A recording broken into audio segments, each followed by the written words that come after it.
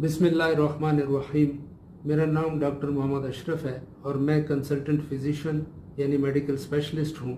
आज जो मैं जिस चीज़ के बारे में बात करूँगा वो है एक मुख्तसर सी दो चीज़ों के बारे में बात करूँगा। एक ये है कि शुगर की जो सही तशख़ीस है उसको कैसे किया जाता है, और उसमें ये दो चीज़ें बड़ी इम्पॉर्टेंट हैं जिनके बारे में मैं आपके सामने दो बातें गोशगुजार करूँगा। एक वो है कि दुनिया में कौन से वो इदारे हैं या कौन से वो एसोसिएशंस हैं जो ये तय करती हैं या ये फैसला करती हैं कि अगर शुगर जो है इस मकदार में होगी या इतने मकदार में होगी तो उसको हम नॉर्मल कहेंगे, और अगर इस मकदार से ज़्यादा होगी तो उसको हम शुगर कहेंगे। एक ये बात करूँगा, और दूसरा मैं ये बात करूँगा कि वो जो इदारे या वो एसोसिएशंस जो दुनिया के मुस्तनद इदारे हैं वो क्या रिकमेंडेशंस देते हैं, यानी वो जो उन्होंने क्राइटेरिया क्या बनाया हुआ है, मयार क्या बनाया हुआ है, और किन टेस्टों को मयार बनाया हुआ है, उन टेस्टों के बारे में मैं आपके सामने उनका जिक्र करूँगा और उनका मयार बताऊँगा कि वो शुगर का लेवल और बाकी जो टेस्ट हैं वो कितने होंगे तो नॉर्मल होंगे, और उससे अगर बढ़ जाए तो वो शुगर होगी। तो ये अच्छा, अभी पहले वाले पॉइंट पे मैं आता हूँ कि वो इदारे कौन से हैं दुनिया में जो ये तय करते हैं ये मयार के शुगर का लेवल जो है वो नॉर्मल क्या होगा और शुगर वालों में क्या होगा। तो उसमें तीन बड़े बड़े इदारे हैं।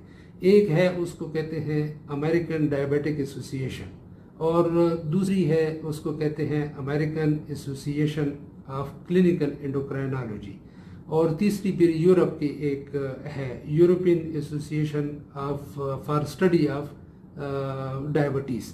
यानी ये तीन बड़ी बड़ी एसोसिएशंस हैं और जो ये तय करती हैं जो मैंने बताया कि शुगर का लेवल कितना होना चाहिए, और शुगर कितना लेवल अगर हो यानी एक ख़ास मकदार से जब ज़्यादा होगा तो उसको शुगर तस्वर किया जाएगा कि इस शख्स को या इस मरीज़ को शुगर की बीमारी हो गई है।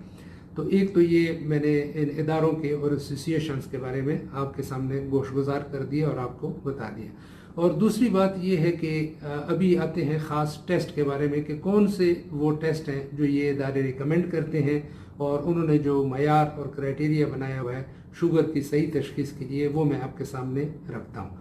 एक है फास्टिंग ब्लड ग्लूकोज लेवल, ये, और दूसरा है ओरल ग्लूकोज टॉलरेंस टेस्ट, तीसरा है हीमोग्लोबिन A1C HbA1c, और चौथा एक एडिशनल टेस्ट भी वो बताते हैं रैंडम ब्लड ग्लूकोज लेवल। यानी किसी वक्त भी आप जाके लेबॉर्ट्री में अपना खून जो देते हैं और टेस्ट करते हैं शुगर का, उसको कहते हैं रैंडम ब्लड ग्लूकोज लेवल। अच्छा, अब मैं एक मुख्तसरन इन सब का आपको लेवल्स बताता हूँ कि पहले नॉर्मल लेवल्स बताता हूँ और फिर बाकी दो कंडीशंस और हैं उनका बताऊँगा। यानी एक नॉर्मल ब्लड जो नॉर्मल बंदा है उसमें इनके लेवल्स ये इदारे या एसोसिएशंस कितना बताते हैं, और दूसरा इसके अलावा दूसरी चीज़ शुगर में कितना बताते हैं कि शुगर जिसको होगी उनमें इनके मकदार कितनी होगी, और एक दरमियान वाली एक स्टेज होती है यानी ना नॉर्मल होता है ना शुगर होती है, और उसको कहते हैं कि प्री डायबिटीज़ यानी शुगर से पहले वाली स्टेज, और उन लोगों को ज़्यादा ख़तरा होता है फिर कि वो अगर वो प्री डायबिटीज़ के स्टेज में होते हैं तो वो फिर डायबिटीज़ होने का ख़तरा उनको लाहक ज़्यादा होता है। तो पहले आते हैं कि ये जो नॉर्मल लेवल्स हैं इनके क्या हैं।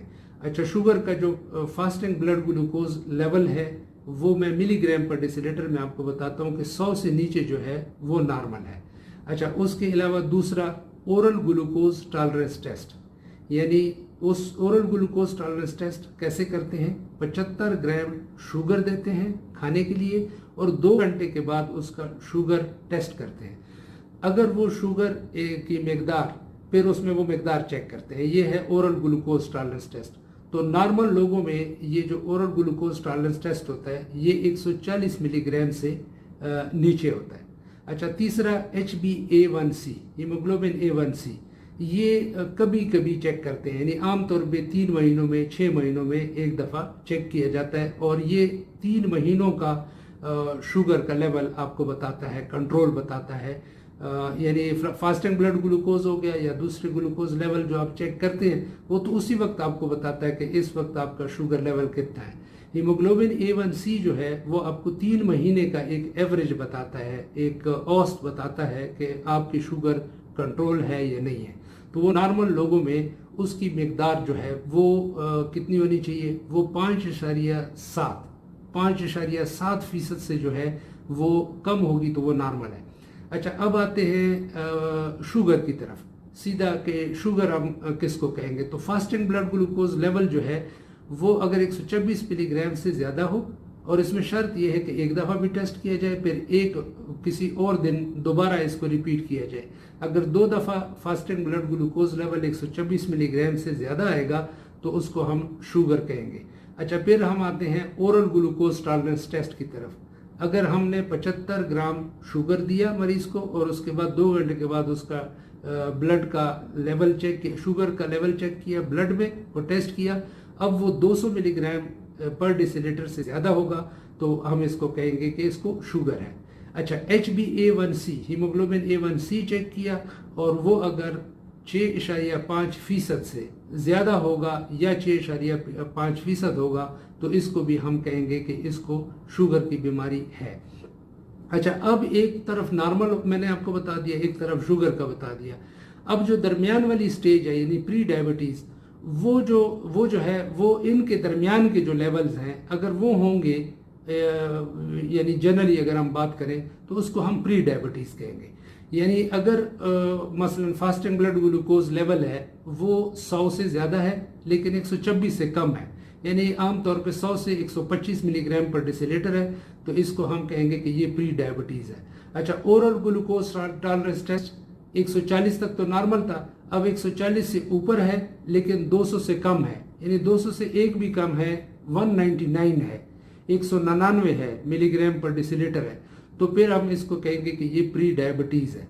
अच्छा, तीसरा टेस्ट जो है वो HbA1c है, वो भी अगर 5.7 तक तो नॉर्मल था, फीसद तक नॉर्मल था, अगर उससे ऊपर चला गया लेकिन वो 6.5% इससे कम है तो इसको हम कहेंगे प्री डायबिटीज़, यानी उस तक जो है ना 6.4% तक समझ लें कि अगर है HbA1c तो इसको हम कहेंगे कि इसको प्री डायबिटीज़ है। तो ये दो चीज़ें मैंने आपके सामने गोश गुजार की हैं। एक ये है कि तशखीस के लिए कौन सी एसोसिएशंस हैं जो ये तय करती हैं कि मेयार कितना होना चाहिए, वो मैंने 3 आपको बताई है। मैं दोबारा बता देता हूँ, American diabetic association, American association of clinical endocrinology और यूरोप की एक मैंने आपको बताई है कि यूरोप की एक एसोसिएशन है। तो इनके क्राइटेरिया थोड़े मुख्तलिफ हैं, लेकिन ये जो क्राइटेरिया मैंने आपको बताया ये अमेरिकन डायबिटिक एसोसिएशन का क्राइटेरिया मैंने आपको बताया, यानी उसका मेयार बताया, यानी टेस्ट बताए और उनके नॉर्मल, प्री डायबिटीज़ और डायबिटीज़ यानी शुगर के मरीज़ों के जो लेवल्स होते हैं वो आपके सामने मैंने गोश गुजार कर लिए।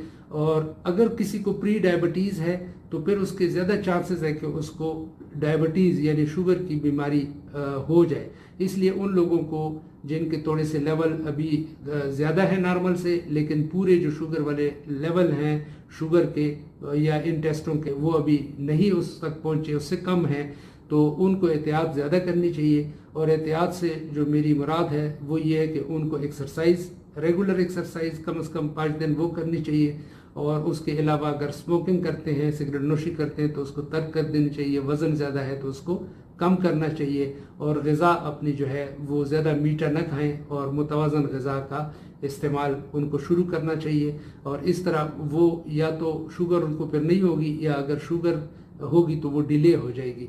तो मुझे उम्मीद है कि ये जो मैंने बातें आपके सामने इंफॉर्मेशन की सूरत में रखी हैं वो आपके लिए फ़ायदेमंद साबित होंगी। अल्लाह आपको जो है सेहतमंद ज़िंदगी अता फ़रमाए और अच्छी ज़िंदगी गुजारने की तौफ़ीक अता फ़रमाए।